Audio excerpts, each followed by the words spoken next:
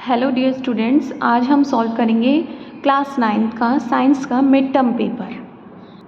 तो इस बार पेपर का पैटर्न थोड़ा डिफरेंट आया है। 3 सेक्शन में आपका पेपर डिवाइड किया गया है, जिसमें बायो का पहला सेक्शन है और दूसरा सेक्शन केमिस्ट्री का दिया हुआ है और थर्ड सेक्शन सी, उसमें फ़िज़िक्स पर बेस्ड क्वेश्चंस हैं। बाकी क्वेश्चन नंबर सेम है और MCQs भी हैं, लेकिन बस पेपर को बाइफरकेट कर दिया गया है फिज़िक्स, केमिस्ट्री, बायो। तो पहला क्वेश्चन देखते हैं हम। Which statement is incorrect about prokaryotic cell. Prokaryotic cell में के लिए कौन सी स्टेटमेंट इनकरेक्ट है? They lack a true nucleus, they do not have membrane bound cell organelles, ये भी ट्रू है। दे आर ऑलवेज यूनिसेलुलर, ये भी ट्रू है। They possess a well organised Golgi apparatus, तो ये फॉल्स है, ये इनकरेक्ट आएगा। सेकेंड देखो, a farmer notice that his plant leaves are wilting even though the soil is moist. Soil में नमी है, लेकिन फिर भी उसकी जो प्लांट की लीव है वो झड़ रही है। तो कौन सा टिश्यू जो है माल फंक्शनिंग हो सकती है किस टिश्यू की? फ्लोएम, कोलेनकाइमा, पैरेन्काइमा या जाइलम। तो ये होगी जाइलम की। थर्ड देखो, which tissue in plant provide buoyancy. तो आपको पता है बायंसी यानी जो पानी में पौधा तैर सके, तो उसमें कौन से टिश्यू काम आते हैं? Aerenchyma. Why is sclerenchyma not involved in photosynthesis. क्योंकि स्क्लेरेनकाइमा में क्या होता है, आपको अपने इसके कैरेक्टरिस्टिक्स पढ़े होंगे। इसमें डेड सेल का बना होता है, तो डेड सेल में क्लोरोप्लास्ट नहीं होते, तो फोटोसिंथेसिस भी नहीं हो सकता। Why is intercropping practised in agriculture. तो इंटरक्रॉपिंग हम क्यों करते हैं? ताकि हमें रिटर्न्स अच्छे मिले। ठीक है। A student suggests using chemical fertilizer for higher crop yield. Another suggests organic manure for soil health. तो इनमें से कौन सा बेटर है? केमिकल फर्टिलाइज़र बेटर है या ऑर्गेनिक मैन्योर बेटर है? विच of the following is better long term strategy किसकी है और क्यों? तो chemical fertiliser because they act faster, नहीं, लॉन्ग टर्म में ये हार्मफुल है। ऑर्गेनिक मैन्योर हाँ, क्योंकि ये जो है सॉइल का टेक्सचर और फर्टिलिटी को इम्प्रूव करती है। ठीक है। केमिकल फर्टिलाइज़र नहीं और नाइदर बोथ, तो ये COD भी नहीं होगा, हमारा ऑप्शन क्या होगा? बी। नेक्स्ट देखो, why is fish culture often combined with rice crop in some region. तो फिश कल्चर को राइस क्रॉप के साथ क्यों कंबाइन किया जाता है? ताकि जो वाटर है उसका एफिशिएंटली यूज़ हो और इनकम भी बढ़े। ठीक है। अब आपको असर्शन रीजन टाइप क्वेश्चन करने हैं। ठीक है। इसमें क्या होता है, ए ऑप्शन कब आएगा? जब दोनों स्टेटमेंट और रीज़न ट्रू हो। बी कब आएगा? जब दोनों ट्रू हो लेकिन आर जो है इसकी करेक्ट एक्सप्लेनेशन ना हो। सी कब आएगा? जब ए ट्रू हो और आर फॉल्स हो। डी कब आएगा? जब ए फॉल्स हो और आर ट्रू हो। तो इसमें पूछा है हमसे, cell lose water when placed in a hypertonic solution में जब हम सेल को रखते हैं तो सेल वाटर लूज कर देती है। तो इसका रीज़न दिया हुआ है क्योंकि diffusion process is the movement of substance from a region of higher concentration to a region of lower concentration. तो ये डिफ्यूजन के बारे में बताया है। डिफ्यूजन में तो मूवमेंट ऑफ गैसेस होती है। ठीक है। तो ये रीज़न भी सही है, असर्शन भी सही है, लेकिन ये करेक्ट एक्सप्लेनेशन नहीं है। यहाँ ऑस्मोसिस का है, तो यहाँ पर क्या आएगा? बी, कि बोथ आर ट्रू, लेकिन आर इसकी करेक्ट एक्सप्लेनेशन नहीं है। क्वेश्चन नंबर 9 देखिए, give one example each of. यहाँ पे आपको सिर्फ एग्जाम्पल देने हैं प्रोकैरियोटिक एंड यूकैरियोटिक ऑर्गेनिज्म की। तो प्रोकैरियोटिक में जैसे आप प्रोकैरियोटिक सेल का एग्जाम्पल देख सकते हो। ई कोलाई एक बैक्टीरिया है, ठीक है, वो प्रोकैरियोटिक सेल है। यूकैरियोटिक ऑर्गेनिज्म में जैसे कि प्लांट सेल हो गई या एनिमल हो गए, तो इनके ये यूकैरियोटिक ऑर्गेनिज्म है। यूनिसेलुलर जिसकी एक सिंगल सेल हो, अमीबा या पैरामीशियम भी बता सकते हैं। मल्टी सेलुलर जैसे कि ह्यूमंस या एनिमल्स भी आप लिख सकते हैं। Mention 2 function of cell wall in plant cell. Plant cell के सेल वॉल के 2 फंक्शन बताने हैं आपको। सेल वॉल क्या करती है बच्चों? एक तो स्ट्रक्चरल सपोर्ट देती है, शेप देती है और रिजिडिटी देती है प्लांट को, और सेल को प्रोटेक्ट करती है। ठीक है। क्वेश्चन नंबर 10 देखिए, if Golgi apparatus is removed from a cell. Cell से गोल्जी एपरेटस रिमूव कर दिया, what will be 3 consequences faced by the cell. तो कौन कौन से 3 कॉन्सिक्वेंसेज होंगे?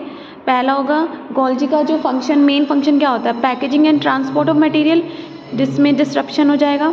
सेकंड है failure in lysosome formation, lysosome नहीं बन पाएंगे। थर्ड है स्टोरेज मॉडिफिकेशन में डिस्ट्रप्शन हो जाएगा। और शुगर फॉर्मेशन, गोल्जी एपरेटस में ही शुगर फॉर्मेशन होती है, ठीक है, तो उसमें भी डिस्टर्ब हो जाएगी। क्वेश्चन नंबर 11 देखिए, state the function of ligament, tendon and areolar tissue. तो आपको तीनों के फंक्शन बताने हैं। लीगामेंट का क्या फंक्शन होता है बच्चों? कनेक्ट की बोन को बोन से कनेक्ट करता है और जॉइंट को फ्लेक्सिबिलिटी प्रोवाइड करता है। टेंडन क्या होता है? जो मसल को बोन से कनेक्ट करता है। एरियोलर टिश्यू क्या होता है? एरियोलर टिश्यू स्किन और मसल के बीच में जो छोटा स्पेस होता है उसको फिल करता है। क्वेश्चन नंबर 12 देखिए, डिफाइन मैक्रोन्यूट्रिएंट। मैक्रोन्यूट्रिएंट आप सब लोग जानते हैं, which are required by plant in large amount. ठीक है, name any 2 essential macronutrient for plants. कोई भी 2 आप बता सकते हैं, नाइट्रोजन और फॉस्फोरस। सेकंड देखिए, list the different type of manure. Manure के आपको डिफरेंट टाइप बताने। मैन्योर किस टाइप की हो सकती है? तो कंपोस्ट हो सकती है, वर्मी कंपोस्ट हो सकती है, ग्रीन मैन्योर हो सकती है, बायो फर्टिलाइजर हो सकती है। क्वेश्चन नंबर 13 देखिए, Rahul was studying the growth of a young plant. He observe that plant shoot and root tips were constantly growing कर रही थी। ऑन क्लोजर एग्जामिनेशन पे उसने देखा actively dividing cell in these regions. He also noted that the plant stem was getting thicker with time due to some other tissue located between the bark and the wood. तो आपको इस पर based कुछ questions दिए गए हैं। Name the type of meristematic tissue. यहाँ पे कौन सा मेरिस्टेमेटिक टिश्यू है जो responsible for the increase in the girth of the stem. Stem की मोटाई को इंक्रीज करने में कौन सा टिश्यू रिस्पॉन्सिबल होता है बच्चों? Lateral meristem. ठीक है, क्वेश्चन नंबर बी देखिए, how do meristematic tissue differ from permanent tissue से किस तरीके से डिफर करते हैं? क्योंकि जो मेरिस्टेमेटिक टिश्यू होते हैं वो उनकी सेल्स एक्टिवली डिवाइडिंग होती है। ठीक है, लेकिन जो परमानेंट टिश्यू है उनकी मेच्योर सेल्स होती हैं, वो अब आगे डिवाइड नहीं कर सकती और वो तब बस वो अब एक स्पेसिफिक फंक्शन परफॉर्म करेगी और आगे वो डिवाइड नहीं करेगी। सी देखिए, what are the different type of meristematic tissue in plants body, name any 2। तो आप कोई भी 3 हैं आपके, कोई भी 2 नाम बता दीजिए, एपिकल, इंटरकैलरी और लेटरल। डी है, name the element making up xylem tissue. कौन कौन से एलिमेंट है जो जाइलम टिश्यू बनाते हैं? ट्रैकेट, vessel, xylem parenchyma, xylem fibre. ये चारों जो है जाइलम टिश्यू के टाइप हैं, तो आप इसको एलिमेंट्स भी बोल सकते हैं इनके। ठीक है, क्वेश्चन नंबर 14 देखिए, compare plant and animal cell based on at least 5 features. आप सबको बहुत अच्छे से आता है प्लांट्स और एनिमल सेल में डिफरेंस करना है, तो आप एक तो कर सकते हैं प्लांट और एनिमल सेल में। प्लांट में सबसे मेजर डिफरेंस है कि इसमें सेल वॉल होती है, इसमें एब्सेंट होती है। सेकेंड आप डिफरेंस कर सकते हैं, इसमें क्लोरोप्लास्ट प्रेजेंट होता है, इसमें एब्सेंट होता है। थर्ड आप कर सकते हैं प्लांट सेल जो मोस्टली जो है उनकी शेप फिक्स रहती है, रेक्टेंगुलर रहती है। एनिमल सेल जो है ओवल रहती हैं या इरेगुलर शेप रहती है। ठीक है, फोर्थ डिफरेंस आप कर सकते हैं, यहाँ पे वैक्यूल्स, लार्ज वैक्यूल्स प्रेजेंट होते हैं, यहाँ स्मॉल होते हैं, एब्सेंट होते हैं। यहाँ पे जो है सेंट्रियोल प्रेजेंट होते हैं, एब्सेंट होते हैं। तो इस तरीके से आप बता सकते हैं। Compare the structure and function of mitochondria and plastid. आपको यहाँ पे बताना है माइटोकॉन्ड्रिया का स्ट्रक्चर कैसा होता है, आप बता सकते हो ओवल शेप का होता है। प्लास्टिड का कैसा होता है? डिस्क लाइक होता है। माइटोकॉन्ड्रिया का फंक्शन क्या होता है? माइटोकॉन्ड्रिया का फंक्शन होता है कि ये साइट ऑफ एनर्जी है। ठीक है, और प्लास्टिड क्या है? प्लास्टिड में फोटोसिंथेसिस होता है। यहाँ पे पिगमेंट एब्सेंट रहते हैं, प्लास्टिड में पिगमेंट प्रेजेंट रहते हैं। और भी कोई आपको आता है तो आप उस हिसाब से इसको अटेम्प्ट कीजिए। अब देखो यहाँ से आपका जो है केमिस्ट्री का सेक्शन स्टार्ट हो गया है। What happen to the motion of particle when a solid is heated. तो सॉलिड को जब हीट करते हैं तो बच्चों क्या होता है, जो उसके पार्टिकल्स होते हैं ना उनके अंदर काइनेटिक एनर्जी बढ़ जाती है और वो जो अभी ऐसे वाइब्रेट कर रहे थे अब वो फास्टर वाइब्रेट करने लगते हैं। तो आप क्या लिखेंगे? Particle move faster due to increased kinetic energy. ठीक है, क्वेश्चन नंबर 16 देखिए, a wooden block floats on water. Water पे तैरता है जबकि आयरन जो नेल है वो डूब जाती है। यहाँ पर कौन सी प्रॉपर्टी डिमॉन्स्ट्रेट की गई है बच्चों? यहाँ दिखाई गई है डेंसिटी। ठीक है, क्वेश्चन नंबर 17 देखिए, what type of mixture? Tincture of iodine. ठीक है, आयोडीन टिंक्चर किस टाइप का मिक्सचर है? ये है ट्रू सॉल्यूशन, क्यों? अच्छे से मिक्स हो जाता है। ठीक है, अब नेक्स्ट है असर्शन रीजन टाइप क्वेश्चन। यहाँ देखो आपको असर्शन में दिया गया है a pure substance has fixed composition and distinct properties होती हैं। इसका रीज़न दिया गया है कि अ मिक्सचर कंटेन 2 और more substance that are combined chemically in a fix ratio. तो आपको इसमें बताना है कि कौन सा सही है कौन सा गलत है। तो इसका आंसर होगा बच्चों सी। सी क्यों है?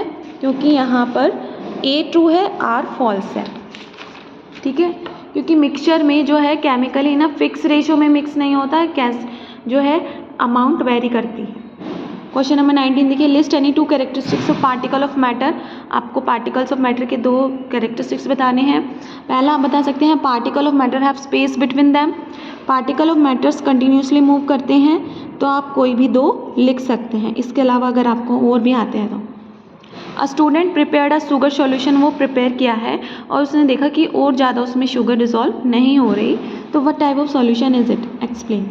तो बेटा ये किस टाइप का सॉल्यूशन होता है, ये होता है सैचुरेटेड सॉल्यूशन। सैचुरेटेड सॉल्यूशन में अगर हम और सॉल्यूट ऐड करते हैं तो वो डिज़ोल्व नहीं होता। तो आप यहाँ पे सैचुरेटेड सॉल्यूशन की डेफिनेशन बता दीजिए, a solution that contain maximum amount of solute that can dissolve in a solution at a given temperature। ये जरूर लिखना है यहाँ पे given temperature, ठीक है। 21 देखिए, is iron sulphide a homogeneous या हेट्रोजीनियस सब्सटेंस है, एक्सप्लेन। तो आयरन सल्फाइड बच्चों क्या होता है, एक होमोजीनियस सब्सटेंस है, क्योंकि इसकी जो है कंपोजिशन जो है इसकी वो यूनिफॉर्म हो जाती है और इसकी अलग ही प्रॉपर्टीज़ होती हैं जो कि आयरन और सल्फर की पहले नहीं थी। क्वेश्चन नंबर 22 का ए पार्ट देखिए, define Tyndall effect. Tyndall effect क्या होता है, scattering of light by particle in a mixture, ठीक है। Which type of mixture show this effect and why. तो कौन से टाइप के मिक्सचर इफेक्ट को दिखाते हैं, कोलोइड्स और सस्पेंशन शो दिस इफेक्ट, क्योंकि उनकी जो पार्टिकल का साइज़ है वो इतना लार्ज होता है ताकि वो जो है लाइट को स्कैटर कर सके। List any 3 properties of a suspension. Suspension की आप 3 प्रॉपर्टीज़ बताइए। पहला है इट इज़ हेट्रोजेनस मिक्सचर है, पार्टिकल्स आर लार्ज होते हैं और विजिबल होते हैं, it is unstable with particles settling down upon standing. ये अनस्टेबल होता है क्योंकि यहाँ पे जैसे ही हम इसको रख देते हैं तो पार्टिकल नीचे बैठ जाते हैं, ठीक है। आप इसका एग्जाम्पल भी बता सकते हैं, chalk powder in water. Question number 23 देखिए, गिव 2 एग्जाम्पल बताने हैं आपको एलिमेंट के, कोई भी बता सकते हैं आप, आयरन, गोल्ड, सिल्वर। कंपाउंड के बताने हैं, कंपाउंड जो 2 या 2 से ज़्यादा एलिमेंट से मिलकर बनता है, जैसे वाटर हो गया, कार्बन डाइऑक्साइड हो गया। कोलोइड्स में आप बता दीजिए, मिल्क हो गया, फोग हो गया, oil in water. Question number 24, a grand mother stored naphthalene ball in the cupboard to keep insect away. After a few weeks she noticed the ball had reduced in size. Size में वो कम हो गई हैं naphthalene balls. तो आपको उसने अपने grandson को एक्सप्लेन किया कि बॉल जो है वो वेपर में चेंज हो गई और हवा के साथ मिक्स हो गई, विच कीप इंसेक्ट्स अवे। तो आपको इस प्रोसेस का नाम बताना है। ये पार्ट में आपको पता है इस प्रोसेस का नाम क्या होता है, सब्लिमेशन, जहाँ पे एक कोई पार्टिकल है वो डायरेक्टली सॉलिड से गैस में कन्वर्ट हो जाता है विदाउट लिविंग एनी रेसिड्यू, ठीक है। तो हम इसको बोलते हैं sublimation. Why don't naphthalene balls leave behind any liquid when they vanish. तो आपको यही पूछ रहा है कि उन्होंने कोई लिक्विड क्यों नहीं छोड़ा जब वो गैस में कन्वर्ट हो गया, क्यों, क्योंकि बिकॉज दे सबलाइम, क्योंकि वो सबलाइम हो गया, they changes directly from solid to gas without passing through the liquid state, क्योंकि उन्होंने वो स्टेट ही नहीं ली। तो इस अब प्रोसेस क्या फिजिकल चेंज है या केमिकल चेंज है, आपको रीज़न बताना है। तो बच्चों ये क्या है, फिजिकल चेंज, क्योंकि इस प्रोसेस में केमिकल कंपोजिशन सेम होती है, कोई नया सब्सटेंस नहीं बनता, ठीक है। डी है, name 2 other substance that show the above process. तो सब्लिमेशन कौन कौन से और सब्सटेंस शो करते हैं, आप इसके एग्जाम्पल में लिख सकते हैं। कैम्फर, कपूर जो होता है, अमोनियम क्लोराइड होता है, तो ये भी सब्लिमेशन प्रोसेस को शो करते हैं। क्वेश्चन नंबर 25 देखिए, डिफाइन इवेपोरेशन। इवेपोरेशन आपको डिफाइन करना है, तो आप कैसे करेंगे, the process in which a liquid जो है वेपर में चेंज करता है वेपर फॉर्म में at any temperature below it's boiling points. ये टर्म आपकी इंपॉर्टेंट है, बिलो इट्स बॉइलिंग पॉइंट, ठीक है। आपको 4 फैक्टर भी एक्सप्लेन करने हैं जो रेट ऑफ इवेपोरेशन को अफेक्ट करते हैं। तो पहला आप बताएंगे सरफेस एरिया। सरफेस एरिया में आप क्या बताएंगे, एक्सप्लेन भी करना है, तो आप बोलेंगे जितना ज़्यादा greater the surface area faster is the rate of evaporation. Second बताएंगे टेम्परेचर, जितना हायर टेम्परेचर होगा इवेपोरेशन उतना स्पीड अप होगा। थर्ड आप बताएंगे ह्यूमिडिटी, ह्यूमिडिटी जितनी लो होगी उतना ज़्यादा इवेपोरेशन हाई होगा। और विंड स्पीड जितनी फास्टर एयर मूवमेंट होगी, vapour molecules near the surface quickly increasing rate of evaporation. ठीक है। बी देखिए, explain 2 factor affecting the inter conversion of state of matter. जब मैटर स्टेट चेंज करता है तो वहाँ पे आपको 2 फैक्टर के बारे में एक्सप्लेन करना है जो इंटर कन्वर्जन को अफेक्ट करते हैं। तो आप पहला बता सकते हैं effect of change in temperature, दूसरा बताएंगे चेंज इन प्रेशर। आपको इनको एक्सप्लेन करके पूरा लिखना है क्योंकि ये जो है 5 मार्क्स का है। ठीक है। तो आपको कैसे बताना है, effect of change in temperature change करने पे क्या होता है बच्चों, पार्टिकल्स की काइनेटिक एनर्जी, अगर टेम्परेचर हाई करेंगे तो काइनेटिक एनर्जी ज़्यादा हो जाती है, ज़्यादा होने पे क्या होता है, पार्टिकल्स में मूवमेंट बढ़ जाती है और जो है अगर वो सॉलिड है तो वो लिक्विड हो जाता है, लिक्विड है तो वो गैस स्टेट में कन्वर्ट हो जाता है। और जब टेम्परेचर कम करते हैं तो पार्टिकल्स की जो है काइनेटिक एनर्जी कम हो जाती हैं तो वो क्लोज हो जाते हैं। ऐसे ही प्रेशर बढ़ाते हैं तो पार्टिकल्स जो है मैटर के वो क्लोज में आ जाते हैं और प्रेशर कम करते हैं तो वो अपनी स्टेट बदल लेते हैं और पार्टिकल्स के बीच में गैप बढ़ जाता है। सेकेंड पार्ट देखिए, convert the following temperature to Celsius scale में आपको कन्वर्ट करना है। केल्विन से जब बच्चों हम सेल्सियस में जाते हैं हम क्या करते हैं 273 से माइनस करते हैं। तो आपको इन दोनों में 273 में से माइनस करना है। तो फर्स्ट का आंसर आएगा 100 और सेकेंड का आएगा 197। नेक्स्ट देखते हैं सेक्शन सी, आपका फिजिक्स का सेक्शन स्टार्ट हो गया है। क्वेश्चन नंबर 26 देखिए, which of the following is example of uniform circular motion. तो यूनिफॉर्म सर्कुलर मोशन जहाँ पे जो है वेलोसिटी वो स्पीड चेंज नहीं हो रही हो। तो satellite in a circular orbit around the अर्थ, तो ये एक ही स्पीड में रिवॉल्व करता है। ठीक है। तो आपको इस पे टिक करना है। Car turning on a curved road at changing speed change हो रही है तो वो यूनिफॉर्म नहीं है। A person walking in a circle at varying speed पे करा तो वो भी यूनिफॉर्म नहीं है। Object falling under the gravity, उसमें एक्सेलरेशन है तो वो भी यूनिफॉर्म नहीं है। तो आप ए वाला चूज़ करें। विच of the following can never be negative, negative कौन नहीं हो सकता, जो स्केलर क्वांटिटी हो। तो डिस्प्लेसमेंट भी स्केलर है, वेलोसिटी भी स्केलर है, एक्सेलरेशन भी स्केलर है, डिस्टेंस भी आप टिक करेंगे। It can never be negative, sorry vector quantity है और डिस्टेंस स्केलर क्वांटिटी है। तो ये नेगेटिव हो सकता है, ये नेगेटिव हो सकता है, ये नेगेटिव हो सकता है, लेकिन डिस्टेंस नेगेटिव नहीं हो सकता। क्वेश्चन नंबर 18 देखिए, a body moves 10 metre north जाती है। ठीक है। और then 10 metre south in 10 second, उसके बाद वो 10 मीटर वापस आ जाती है साउथ में 10 सेकेंड में। तो what is the average velocity, average velocity क्या होगी बच्चों, एवरेज वेलोसिटी यहाँ होगी 0, क्योंकि वेलोसिटी क्या होती है, डिस्प्लेसमेंट अपॉन टाइम। अब यहाँ पर जब वो 10 मीटर नॉर्थ गया वापस 10 मीटर साउथ, तो उसकी इनिशियल और फाइनल पोजीशन एक ही हो गई, तो डिस्प्लेसमेंट तो यहाँ पे 0 ही हो गया, टाइम कितना भी रहे चाहे। तो ये क्या होगी 0 मीटर पर सेकेंड। ठीक है। क्वेश्चन नंबर 29 देखिए, which of the following is true about unbalanced forces. तो ए पार्ट है, they always cancel each other, नहीं, बैलेंस फोर्स एक दूसरे को कैंसिल करती हैं। तो they can change the shape but not motion, नहीं, अनबैलेंस फोर्स होगी तो वहाँ मोशन में बदलाव ज़रूर आएगा। They can cause acceleration, yes. ठीक है। They act only vertically, no. तो सी पार्ट पे आप टिक करेंगे। If the body of mass 10 kilogram is moving with a uniform velocity of 5 metre per second. ठीक है। एक बॉडी है जिसका 10 किलोग्राम मास है और वो इस वेलोसिटी से मूव कर रही है। What is the force required to keep it in motion. तो इसको मोशन में रखने के लिए कितनी फोर्स चाहिए, तो यहाँ पर आएगा बच्चों आंसर 0 न्यूटन। क्यों, क्योंकि जो है यहाँ पर वो ऑलरेडी मूव कर रही है यूनिफॉर्म वेलोसिटी से। ठीक है। 31 देखिए, the momentum of an object is measured in kilogram metre per second. आपको पता है ना मोमेंटम का क्या फॉर्मूला होता है, m/v। तो मास को हम मेजर करते हैं किलोग्राम में और वेलोसिटी को मेजर करते हैं मीटर पर सेकेंड में। तो आप इस पर टिक करेंगे। नेक्स्ट है असर्शन रीजन में, ये देखिए पहला है, if a car increases its velocity from 0 से 60 kilometre per hour in 5 second, it is accelerating. देखो उसकी वेलोसिटी इंक्रीज़ हो रही है 5 सेकेंड में, तो इसका रीज़न दिया है कि acceleration occurs only where speed remain constant, नहीं, क्योंकि वहाँ पे वेलोसिटी तो बदलेगी, स्पीड बदलेगी तभी तो एक्सेलरेशन होता है। एक्सेलरेशन का मतलब क्या है, rate of change of velocity. तो यहाँ पे आर गलत है, ए सही है। तो आप क्या करेंगे, सी वाला चूज़ करेंगे। इसमें देखो next, friction always act in the direction opposite to that of motion. ठीक है। ये बोल रहा है कि फ्रिक्शन हमेशा मोशन की डायरेक्शन में अपोजिट दिशा में लगता है, ये सही बता रहा है। ठीक है। Friction tries to stop the relative motion between two surfaces, ये भी सही बता रहा है। तो यानी ये दोनों ट्रू है। ठीक है, और ये इसकी करेक्ट एक्सप्लेनेशन भी है। क्वेश्चन नंबर 34 देखिए, a vehicle cover 5 metre first second में 5 मीटर कवर करता है, सेकंड जो है 9 मीटर में कन्वर्ट करता है, तीसरे सेकंड में वो 30 मीटर चल रहा है। इज़ द मोशन यूनिफॉर्म, क्या यूनिफॉर्म मोशन में है?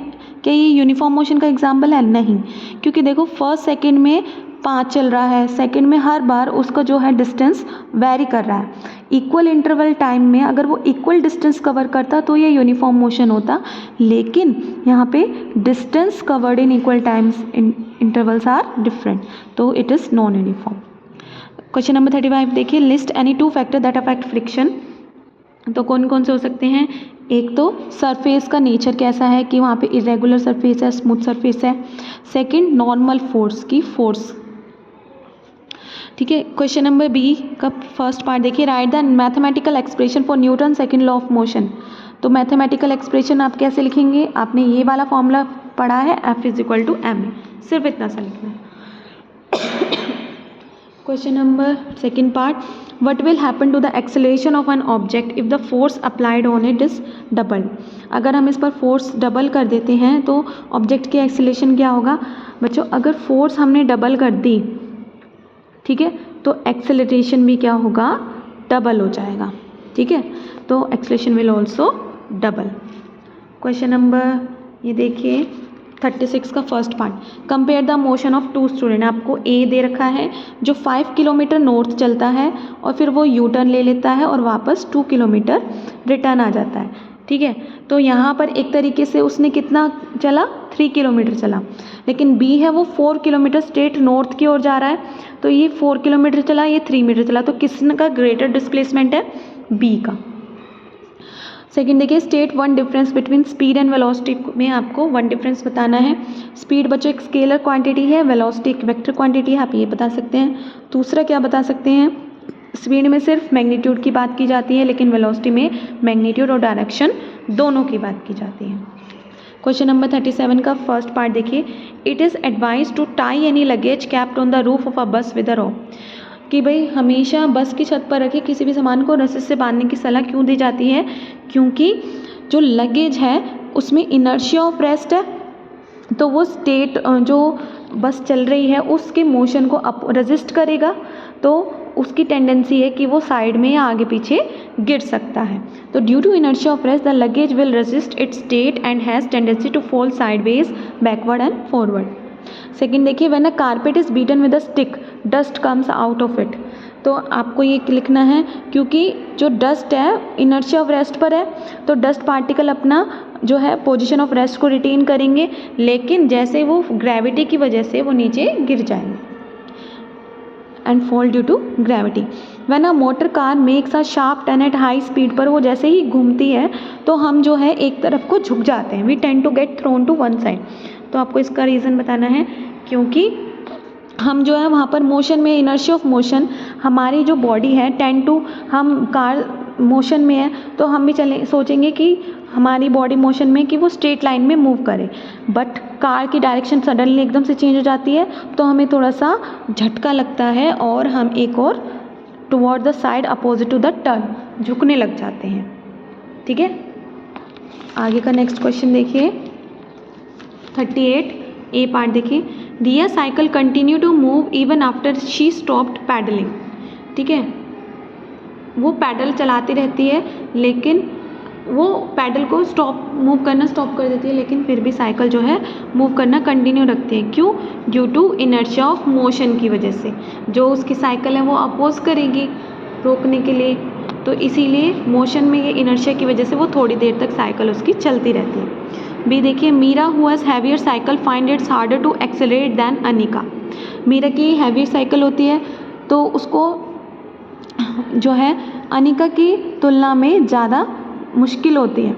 जस्टिफाई कीजिए, क्योंकि आप लिखेंगे कि क्योंकि मीरा की साइकिल का मास ज़्यादा है।